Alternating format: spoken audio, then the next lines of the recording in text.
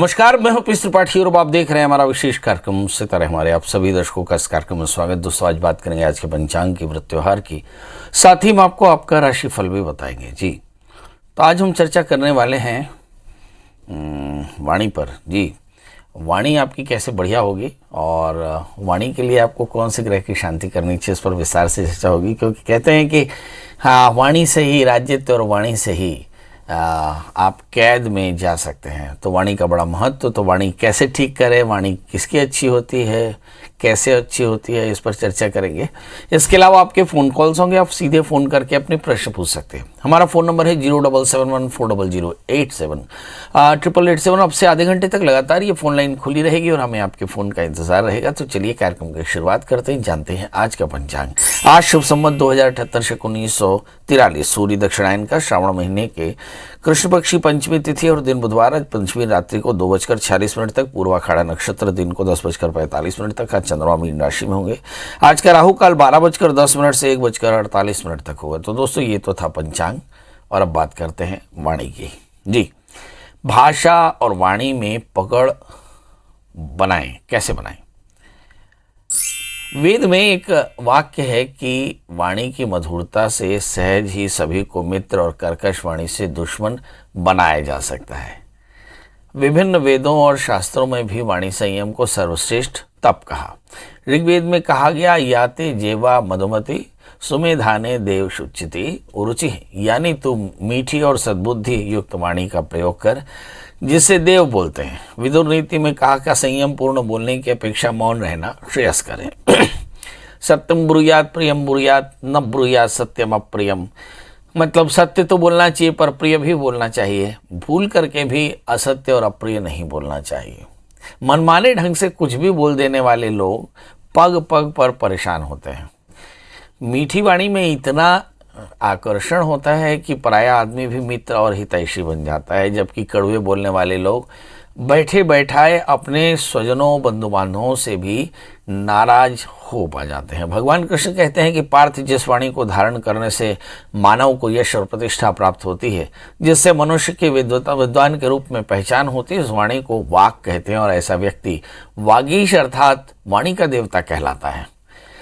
तलवार का घाव देर सवेर भर जाता है, किंतु कटुवाणी से पैदा हुआ घाव कभी भर नहीं पाता। इसलिए हमेशा मीठा और उचित बोलना चाहिए। खुद भी प्रसन्न रहें, दूसरे को भी प्रसन्न कीजिए। जीवन में व्यक्ति की पहचान होती है जिसकी वाणी में संयम होता है, जिसकी वाणी में मिठास होता है।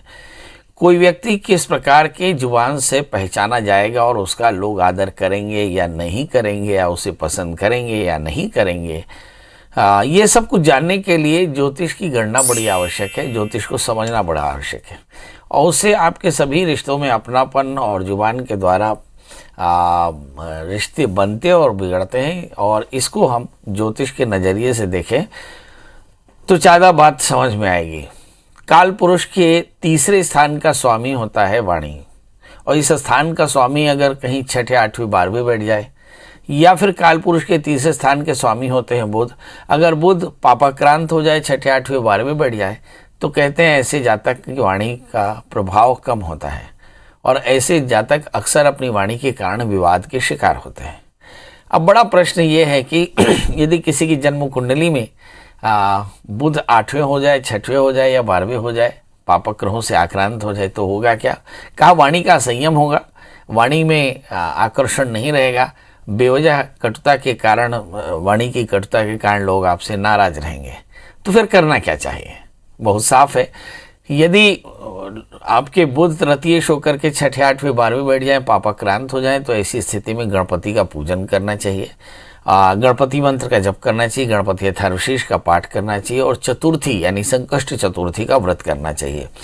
हरी मूंग का दान करना चाहिए। इसके अलावा आप हरे वस्त्रों का दान करें, दूबी चढ़ाएं गणपति में, और ओम गंग गणपतये नमः इस मंत्र का कम से कम 1.25 लाख जाप करें। तो ऐसा करने से आपकी वाणी का संयम आता है और आपके जीवन में सब प्रकार की समृद्धि आती है। तो बहरहाल आपने सीख लिया कि मीठी वाणी कैसे बोलनी चाहिए। अब आपके आसपास में जितने लोग कड़वा बोलते हैं, सबकी जन्म कुंडली देख लीजिए और सब देखिएगा कि तीसरे स्थान के स्वामी निश्चित तौर पर कहीं न कहीं पापग्रही या पापग्रहों से आक्रांत होकर बैठे हैं। ऐसी स्थिति में सबको समझाइए कि गणपति का पूजन करें, गणपति के थारुशीष का पाठ करें। हमारे साथ अब कॉलर्स की जोड़ने का सिलसिला शुरू हो चुका है।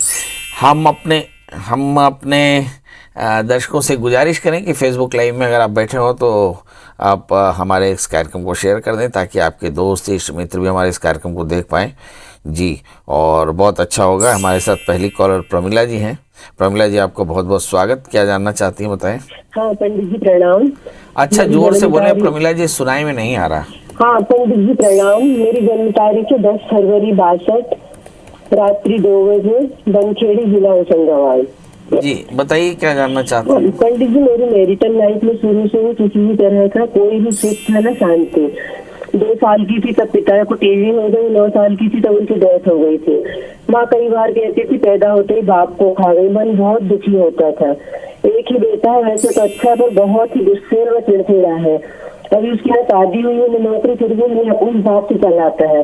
पंडित जी, मेरा प्रश्न यह है कि क्या मेरे जीवन की तीसरी लहर बेटे के साथ वाली और भी ज्यादा कष्टकारी और मानसिक तनाव और संताप देने वाली होगी। मन बहुत दुखी, बेचैन और परेशान रहता, समझ नहीं लिया था क्या करूं। आपकी बहुत सारी बात मुझे भी नहीं समझ में आई, पर ये समझ में आई कि आपके साथ में काफ़ी ज़्यादा विपरीत परिस्थितियाँ। शायद आप स्पीकर फ़ोन पे बात कर रही थी। हम अपने सभी दर्शकों से गुजारिश करते हैं कि स्पीकर फ़ोन पे बात ना करें, ताकि हम आपके प्रश्न को अच्छे से सुन सकें। बहरहाल आपने प्रश्न किया है जो मेरे समझ में आया कि बेटे के साथ आपके रिलेशन कैसे रहेंगे।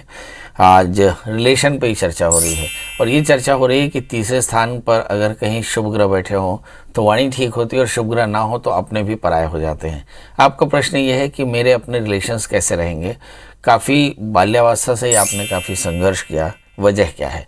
आपका जन्मलग्न वृश्चिक है और आपकी जो राशि है वो मेष है। आपके तृतीय शनि है और तृतीय शनि स्वग्रही होकर बैठे, और यहाँ पर मंगल, गुरु, केतु, सूर्य और बुध खड़क ग्रही। आपका जब जन्म हुआ तो 6 ग्रह एक साथ थे। ये खड़क ग्रही योग है और ये सारे के सारे तीसरे स्थान में बैठे। शायद ये वाणी का ही जलवा है कि जिसके चलते आपके रिलेशंस खराब होते हैं, और आपको ये सोचना पड़ रहा है कि आखिर मेरे बच्चे के साथ मेरे रिलेशंस कैसे होंगे। ये एक बात है। अभी इन दिनों में जो दशाएं चल रही हैं, थोड़ा सा आपके शुक्र की अंतर दशा चल रही है। राहु में शुक्र का अंतर है, तो ऐसा लगता है कि यस, शुक्र के अंतर दशा में आप काफ़ी तनाव में हैं, और ये आपका तनाव इनबिल्ट है, मतलब उसकी वजह आपका अपना ग्रह स्थिति है। तो बहुत चिंता न करें, बच्चा आपका ध्यान करेगा। बस प्रश्न ये है कि इस समय शुक्र की दशा आने वाली 3 वर्ष 8 महीना कैसे गुजारेंगे। तो इसके लिए सबसे आसान है कि आप नित्य दुर्गा स्तुति का पाठ करें, दुर्गा जी की पूजा करें, एक घी का दिया जलाएं, चीनी का दान करें, तो ये परेशानी दूर होगी। जहाँ तक सवाल बेटे के साथ आपके रिलेशन का है, तो बेटे के साथ रिलेशंस काफ़ी बढ़िया रहेंगे। ये बात अलग है कि पंचमेश शनि से मंगल जैसे ग्रहों से आक्रांत होकर बैठा है, इसलिए हो सकता है बेटे में भी थोड़ी कटुता हो, मगर वो आपके साथ रहेगा, इसमें कोई संशय नहीं है जी। हमारे साथ अगले कॉलर हैं उषा। उषा जी, आपका बहुत बहुत स्वागत है। बताइए, क्या जानना चाहते हैं। उषा जी, मेरी आवाज़ मिल रही है? उषा जी, मेरी आवाज़ मिल रही है आपको? आप टीवी की आवाज़ से मत सुनिए ना। बताइए फटाफट डेट ऑफ बर्थ, टाइम और प्लेस। हाँ जी, लगता है आपसे बात नहीं हो प्रणाम गुरुजी। हाँ, जल्दी जल्दी बताइए डेट ऑफ बर्थ, टाइम और प्लेस। हाँ, मुझे अपने बेटे के बारे में जानना है। मेरे बेटे का नाम दिव्यांश द्विवेदी है, जन्म 2002, और उसके भविष्य के बारे में जानना। वो भी बीए कर रहा है। डेट ऑफ बर्थ बताएं, जन्म तारीख। 3 जून 2000 3 जून 2002। और जन्म समय? जन्म समय सुबह 10 बजे। और जन्म स्थान? इंदौर। क्या जानना चाहती हैं? मुझे उसके भविष्य के बारे में जानना, आगे वो प्रोग्रेस कर पाएगा कि नहीं। अभी वो किस क्लास में है? हाँ। अभी वो किस क्लास में है? अभी वो किस क्लास में है? अभी सेकेंड ईयर में। नहीं, सब्जेक्ट क्या लिया, कॉमर्स की मैथ्स? हाँ, बैंकिंग का है, कॉमर्स। हाँ, चलिए आइए देखते हैं। हम अपने सभी दर्शकों से गुजारिश करते हैं कि प्लीज़ आप टेलीफोन से बात सुना करें, टीवी की आवाज़ बंद कर दें, और हो सके तो मोबाइल फ़ोन पर स्पीकर पे बात मत करें, बहुत पीड़ा होती है। वैसे भी मैं थोड़ा सा बहिर हो गया हूँ, भगवान ने 80% मुझे बहिर बना दिया है, तो कोशिश यही करें कि थोड़ा सा सहयोग करें, वरना इस कार्यक्रम को आगे मेरे द्वारा करने में कठिनाई होगी। चलिए आइए देखते हैं, आपके बेटे का जन्मलग्न कर्क है, आपकी बेटी की राशि कुंभ है और आप जानना चाहते हैं कि आगे चलकर उसकी पढ़ाई कैसे होगी। 11वें स्थान में शनि के साथ में राहु है, बड़ी आसान नहीं है डगर पनघट की, क्योंकि राहु तीसरे स्थान 11वें स्थान में बैठे हैं और तीसरे स्थान पर उसकी पूर्णदृष्टि शनि की महादशा में बुध का अंतर है। मुझे ऐसा लगता है कि सितंबर 2020 के बाद बच्चे में थोड़ी सी सिंसियरिटी आई है, थोड़ा सा कमिटमेंट आया है और सूर्य बुध के साथ में, पर बुध फिर राहु से आक्रांत होकर बैठे हैं, तो मतलब ये हुआ कि डाइवर्शंस तो अभी भी है मगर पढ़ाई ठीक ठाक कर लेगा। मगर मुझे ऐसा लगता है कि आपको अपने बेटे की बेहतरी के लिए 4 कैरेट का मोती, 4 कैरेट का टोपाज धारण कराना चाहिए, बृहस्पतिवार का व्रत उस बच्चे को करना चाहिए और आपको मंगल का व्रत करना चाहिए। 11वें स्थान में शनि राहु है, ये पितृदोष कारक है और इसके चलते इस बच्चे के जीवन में काफ़ी संघर्ष हो सकता है। 12वें स्थान में मंगल है, शादी में मंगल जैसे ग्रहों का ध्यान करना बहुत आवश्यक है। तो कुल मिलाकर के बच्चे के करियर के लिए आपको बच्चे को शनिवार का व्रत करना चाहिए और राहु की शांति के लिए दत्तात्रेय कवच का पाठ, 4 कैरेट का टोपास, 4 कैरेट का मोती धारण करना चाहिए। आप मंगल का व्रत करें, नमक तेल का त्याग करें, मंगल स्तोत्र का पाठ करें तो कल्याण होगा। चलिए हमारे साथ अगले कॉलर देवेंद्र जी हैं। देवेंद्र जी आपका बहुत बहुत स्वागत है। टीवी की आवाज़ बंद कर दें या टेलीफोन से बात करें और डेट ऑफ बर्थ, टाइम और प्लेस बताएं फटाफट। मेरा 29/5/73। 29/5 समय बता दें।